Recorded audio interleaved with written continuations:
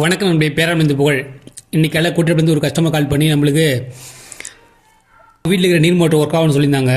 நாமளும் போய் செக் பண்ணி பார்த்தோம். இன்கமிங் வோல்டேஜ் கரெக்டாக வந்தது. அதுக்கடுத்து பார்த்தீங்கன்னா பிரேக்கருடைய இன்புட் வோல்டேஜ் செக் பண்ணி பார்த்தோம், அவுட்புட் வோல்டேஜ் செக் பண்ணி பார்த்தோம். இன்புட் வோல்டேஜ் கரெக்டாக இருக்குது, அவுட்புட் வோல்டேஜ் பார்த்தீங்கன்னா லோ வோல்டேஜ் வந்துருந்து. இதுலேருந்தே தெரிஞ்சுது இது பிரேக்கர் தான் ஃபெயிலியர்னு சொல்லிட்டு.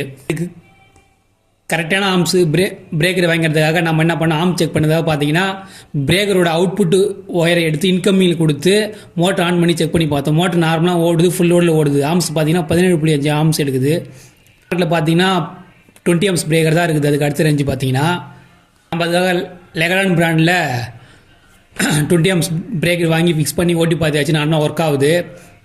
ஆனால் ஏற்கனவே போட்டுருந்தது பார்த்தீங்கன்னா லோக்கல் பிராண்டில் 25 ஆம்ஸ் பிரேக்கர் போட்டுருந்தாங்க. இந்த மாதிரி 25 மோட்டரோட ஆம்ஸை விட அதிகமாக பிரேக்கர் போட்டால் வைண்டிங் ஃபெயிலியர் ஆகி வாய்ப்பு இருக்குது. இதெல்லாம் நம்ம என்ன பண்ணோம், ஆம்ஸ் செக் பண்ணி தான் எப்பயும் நம்ம பிரேக்கர் ஃபிக்ஸ் பண்ணோம். நன்றி, வணக்கம்.